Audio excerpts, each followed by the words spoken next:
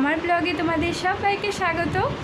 আজ হলো 14ই সেপ্টেম্বর আর 12টার পর হবে 15ই সেপ্টেম্বর। 15ই সেপ্টেম্বর হলো আমার জন্মদিন। তো আমি সেই উপলক্ষে এখন সাজুগুজু করে রেডি হয়ে এখন যাব কেক কাটতে। আমাদের বাড়ির এটাই নিয়ম যে সবারই রাত 12টার পর কেক কাটিং করা হয়। তো সেজন্যই সেজে গুজে রেডি হয়ে গেছি। তো চলো ব্লগটা এখান থেকে স্টার্ট করলাম। তোমরা দেখতে থাকো, কেমন লাগলো অবশ্যই জানাবে। একদম লাস্ট অবধি দেখো। ইউটিউবে দেখে থাকলে চ্যানেলটাকে সাবস্ক্রাইব করো, লাইক কমেন্টস করো, আর ফেসবুকে দেখে থাকলে আমার চ্যানেলটাকে ফলো করো, লাইক কমেন্ট শেয়ার করে দিও। এই যে আমার জন্মদিনে ডেকোরেশন প্রায় কমপ্লিট। শানি, বাপি, মা তিনজন মিলেই ডেকোরেশন করেছে। শানি এই সুন্দর কেকটা নিয়ে এসেছে, খুব সুন্দর খেতেও ছিল, দেখতেও ভীষণ মিষ্টি ছিল আর কি। তো নিজেকে খুবই স্পেশাল মনে হয় ওই দিনটাতে। সত্যি কথা বলতে খুবই আমি ভাগ্যবান যে এরকম একটা পরিবারে আমি এখানে আসতে পেরেছি। সবাই খুব সুন্দরভাবে আমার জন্মদিন সেলিব্রেট করে প্রত্যেক বছর। আর আমাদের বাড়ির নিয়মই এটা যে প্রত্যেক বছর রাত্রেবেলা 12টার পর সবারই জন্মদিনে আমাদের কেক কাটিং হয়। পরের দিন খাওয়া দাওয়া থাকে, তারপরে পুজো টুজো তো থাকে, প্রণাম টনাম করে আসি ঠাকুর মন্দিরে গিয়ে। তো এই যে আমি এখন কেক কাটবো। Happy birthday to you, happy birthday birthday to you.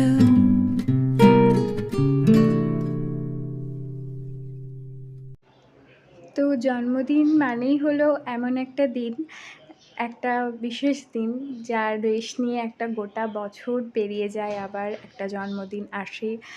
তো জন্মদিনের কথা মনে পড়লে সেই ছোট্টবেলাকার কথাগুলোও ভীষণ মনে পড়ে। তখন এত কেক কাটার বাহার ছিল না, কিন্তু ছিল মানুষের ভালোবাসা, ছিল মায়ের হাতের পায়েস, সাথে লুচি, মিষ্টি, ঘুগনি, এগুলো সমস্ত বাচ্চাদেরকে গিয়ে দিয়ে আসা।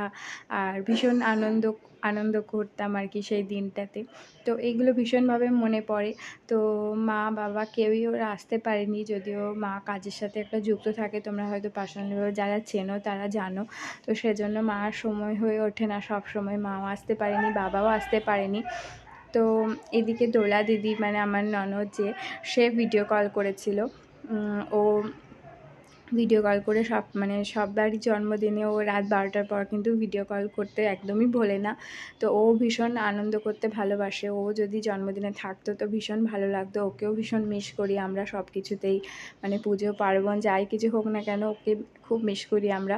পুজোতেও হয়তো থাকতে পারবে না, দুর্গা পুজোতে এলেও ভীষণ আনন্দ হতো। আগের বছরও কিন্তু ছিল দুর্গা পুজোতে, ভীষণ আনন্দ হয়েছে। তো এবার তো শানিকে কেক খাইয়ে দিয়েছি। কেক শানি পুরো আমাকে গোটা মুখে মাখিয়ে দিয়ে চলে গেছে।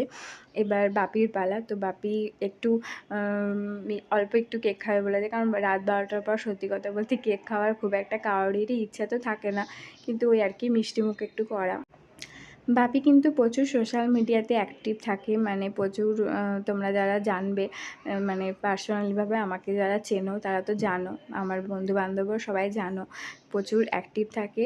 আর এই যে জীবনে চলার পথে যেটা সবথেকে দরকার সেটা হলো বড়দের আশীর্বাদ। তো আমি ব্লগের মাধ্যমে শেয়ার করছি সবাইকে, যারা আমার ব্লগটা দেখছো, যারা বড়রা আছো তারা সবাই আমার প্রণাম নেবে, আর ছোটোদেরকে অনেক অনেক ভালোবাসা জানাই।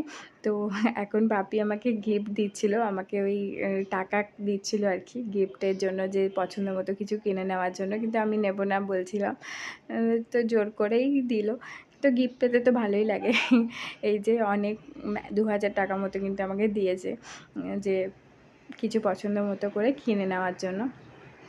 এবার ওই মা বাবার সাথেও কথা বলে নিই একটুখানি, কারণ ওরাও ভীষণ আগ্রহ করে বসে আছে।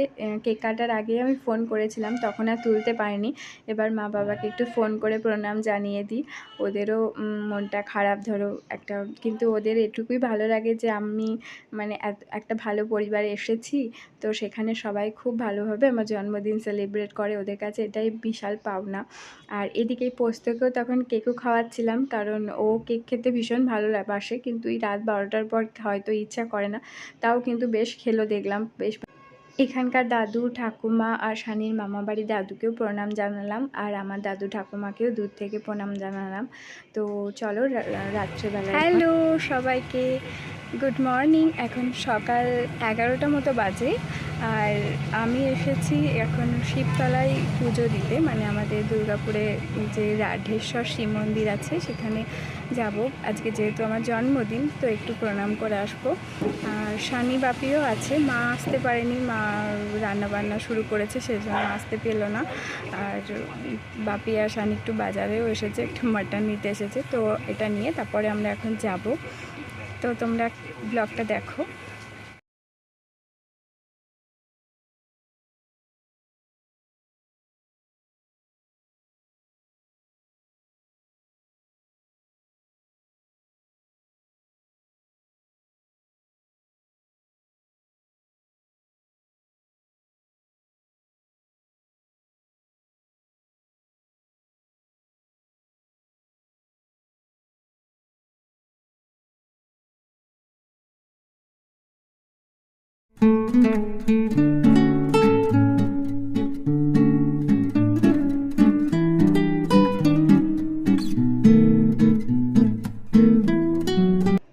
ঠাকুর মন্দিরে ভালো করে পুরোহিত মশাই কিন্তু পুজো করে দিয়েছিল, একদম ফাঁকা ছিল সেই জন্য।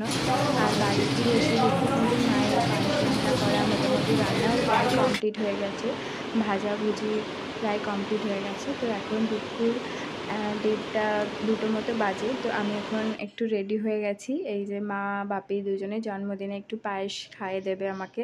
তো মা সমস্ত কিছু কষ্ট করে ভীষণ, মানে সেই সকাল থেকে সমস্ত রান্না বান্না করেছে। আমি একটু ওই কেটে বেটে হয়তো হেল্প করেছি, কিন্তু রান্না বান্না কিন্তু সমস্ত পায়েস থেকে শুরু করে 5 রকম ভাজা, মাটন, ইলিশ মাছ সব নিজের হাতে করেছে। তো মাকেও অনেক অনেক মানে প্রণাম জানাচ্ছি, আর মায়ের ভগবানকে এটাই জানাচ্ছি সবাই, মানে বাপিকে মাকে দুজনকে যেন ভগবান সুস্থ রাখুক, ভালো রাখুক। আর সাথে শানিরও অবদান কোনো কিছুতে কম না, ও মানে সবসময় আমার পাশে থাকে। তো চলো টাটা, দেখা হবে পরে ব্লগ।